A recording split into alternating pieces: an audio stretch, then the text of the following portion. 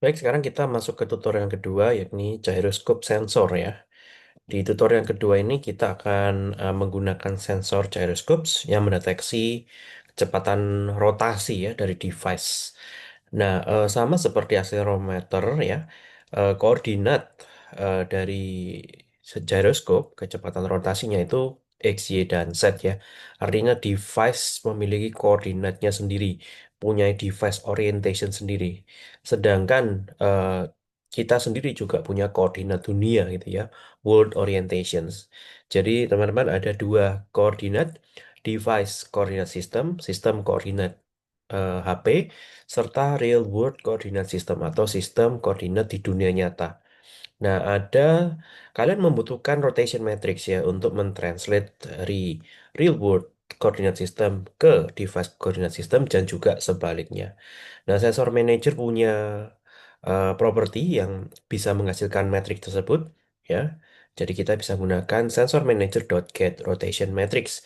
Dan ini penting kalau kalian kepengen apa namanya membuat aplikasi yang mempertimbangkan orientasi device terhadap dunia real ya, misalkan aplikasi augmented reality ya sebagai contohnya.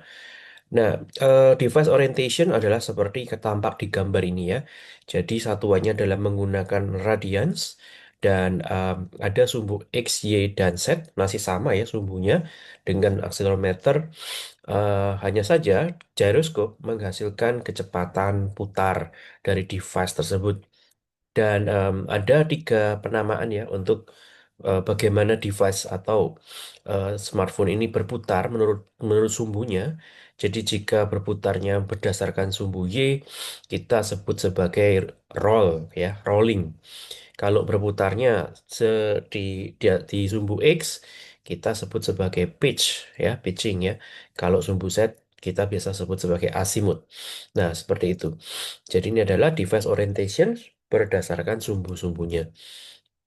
Nah, di kesempatan ini, tutorial ini kita akan bikin sebuah icon bola gitu ya. Lalu kita bisa menggerakkan bola ini dengan cara memiring-miringkan, memutar-mutar gitu ya, smartphone kita supaya bolanya menggelinding. Oke, langsung saja teman-teman, masih di layout activity main, kalian bisa memasukkan bola, tapi saya lupa kita harus menambahkan vektor aset dulu ya. Klik kanan, new,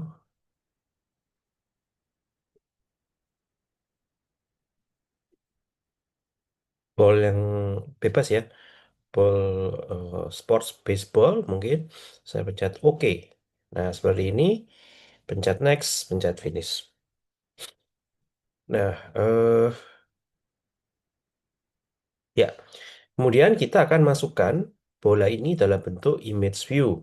Jadi di sini kita akan cemplungin image view ya. Tentu saja kita ambil bola yang tadi. Nah, ini ya gambar bolanya. Nah, ini kita tinggal geser atau drag bolanya supaya ada di atas tab counter begitu ya. Nah, tidak perlu di constraint ya. Jangan di constraint ya. Kenapa? Karena kita pengen bolanya ini bisa menggelinding bebas ya. Jadi tidak perlu di constraint. Biarin aja. Nah, kita kasih nama IMG Ball, IMG Ball Refactor. Ya, that's it. Nah, itu ya. Balik lagi ke main activity. Kita sudah punya objek accelerometer, sensor nul. Tambahkan lagi objek baru, private var gyroscope, yang sama-sama berupa sensor. Yang defaultnya adalah nul, dan kita perlu dua variabel double atau float ya untuk menyimpan posisi X dan posisi Y bola. Dari private var pos X no F dan private var pos Y no F. Nah, seperti ini. Jadi ada pos X dan pos Y. Selanjutnya kita melakukan hal yang sama ya di on create, kita setup gyroscope-nya ya. Gyroscope sama dengan sensor manager get default sensor sensor type gyroscopes. Tentu saja gyroscope ini akan bernilai nul atau bukan nul jika device-nya atau hardware sensornya aman ya, bisa dipakai. Kembali ke OnResum, kalian bisa mengcopy paste ini ya, accelerometer ini, kemudian kita Ctrl V di bawah, lalu kita ubah ini jadi gyroscope. Ini saya ganti aja jadi gyroscope. Dan ini kita ganti jadi gyroscope. Nah, ini yang saya lakukan adalah meregistrasikan sensor manager agar mendengarkan device gyroscope ya. Dan ini saya ganti sensor delay game ya. Jadi delaynya hanya 20.000 milisecond, microsecond, dan itu akan eh, apa namanya bisa menangkap pergerakan dengan lebih teliti, lebih detail, yang cocok untuk ketika kita bikin game. Nah, teman-teman, seperti itu. Sekarang ketika datanya berhasil kita tangkap ya di bagian ini on sensor change, ini saya tutup dulu if-nya. Nah, kita harus tambahkan if lagi.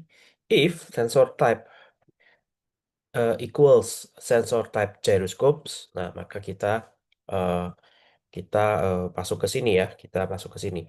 Val angular speed x, angular speed atau angular x itu aja ya, sama dengan it values 0, angular y sama dengan it values 1, angular set sama dengan it values 2. Saya tidak menangkap set, jadi saya hanya menangkap x dan y ya. Oke, salah ini ya. Jadi kalau gyroscope angular x-nya itu 1, sedangkan angular y-nya itu 0. Nah, seperti ini, teman-teman ya. Jadi ini bukan 0 dan 1, tetapi 1 dan 0 ya. Dibalik aja. It values 1 dan 0 untuk X dan Y-nya. Oke. Angular speed X dan angular speed Y. Nah, kita perlu delta time ya. Eh delta time ini untuk membatasi kecepatan apa namanya animasi bolanya. Ya kalau nggak ada delta time dan kita menggerakkan bola frame-nya langsung ya, setiap frame kita geser bolanya, maka ada sangat besar kemungkinan bolanya menghilang ya atau bergerak sangat cepat gitu ya, sampai kita nggak bisa lihat dengan mata begitu ya. Nah karena frame-nya terlalu cepat. Nah kita bisa membatasi pergerakan bolanya itu dengan membuat variabel namanya delta time ya. Wow, delta time.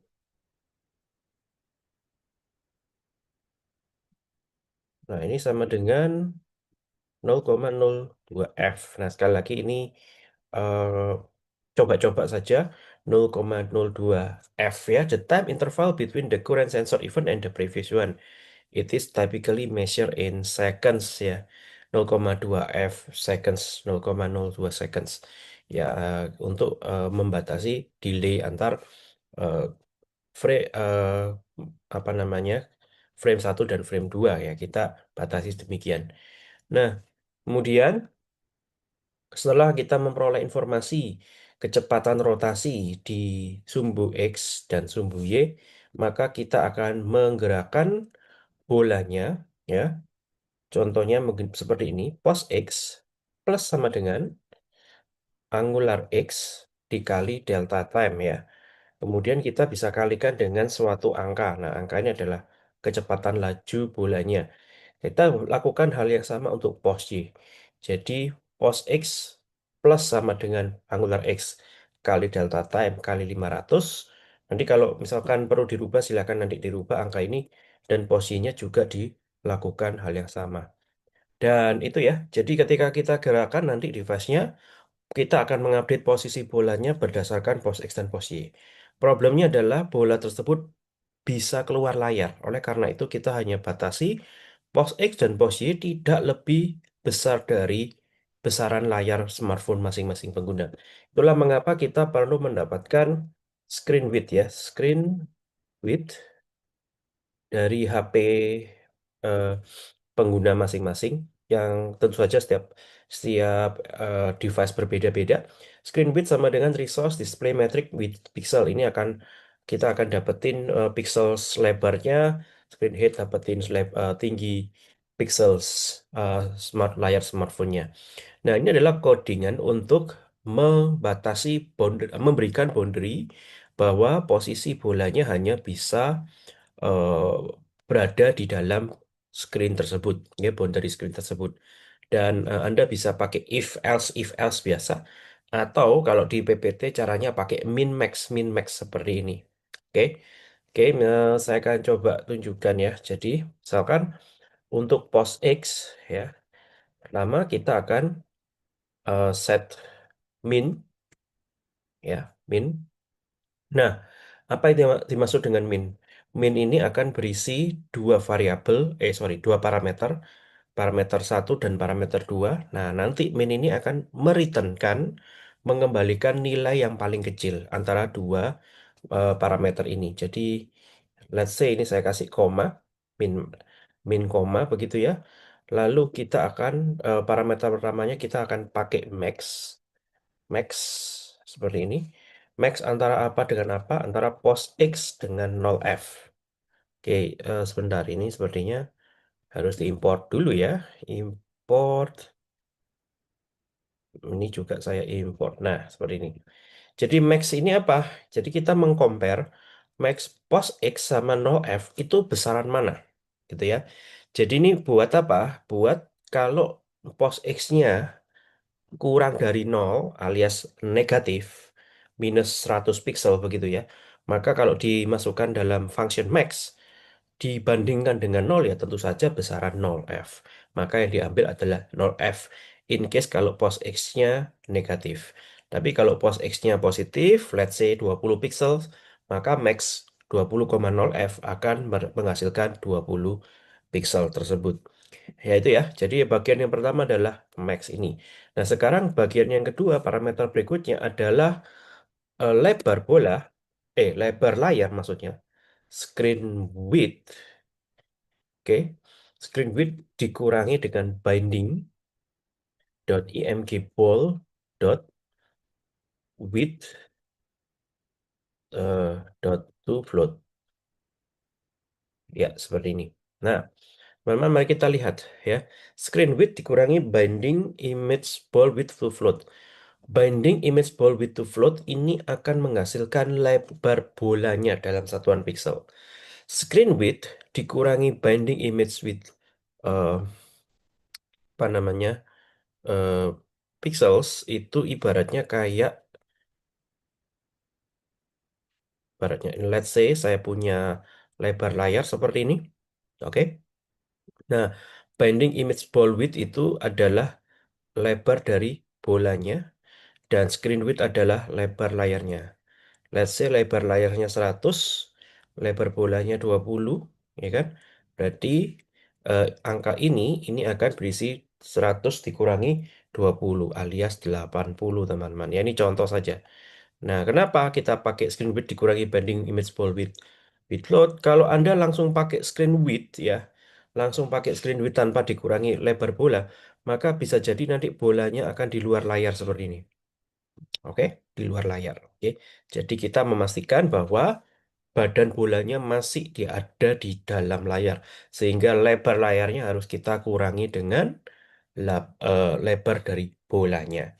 Kenapa demikian? Karena untuk bola ini, ya, koordinat x, y-nya ada di ujung kiri atas, ya, tidak di ujung kiri atas. Nah, seperti itu. Oke, screen width dikurangi bending ball width to float. Nah, di sini teman-teman, untuk pos X-nya kita mengcompare eh, antara dua nilai ini. Ya, jadi nilai yang kiri harus nggak boleh negatif. Jika negatif pasti nol, sehingga tidak mungkin kurang keluar dari boundary yang kiri. Yang kanan kita memastikan bahwa bolanya yang posisi X-nya ini tidak keluar dari boundary yang kanan. Oke, jadi min kiri dan kanan ya, min X ini. Jadi kita akan memastikan mana yang paling kecil, teman-teman ya.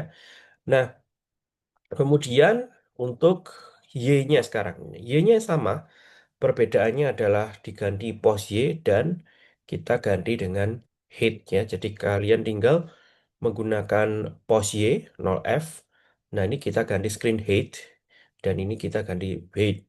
Even though eh, tinggi dan lebar bolanya sama, jadi ini nggak ngefek kalian ganti width ataupun height.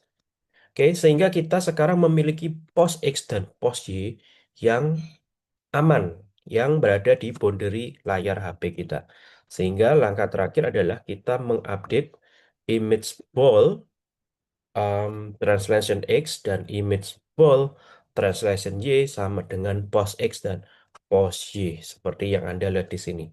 Sehingga kita bisa memastikan bahwa bolanya aman dan tidak akan menggelinding di luar layar. Nah, sekarang saatnya kita coba lagi teman-teman ya. Saya play di emulator. Oke. Nah, silakan diklik triple dot ini untuk menampilkan opsi dari emulator. Oke, ya ini ya. Kemudian seperti biasa, kita pindah ke virtual sensor.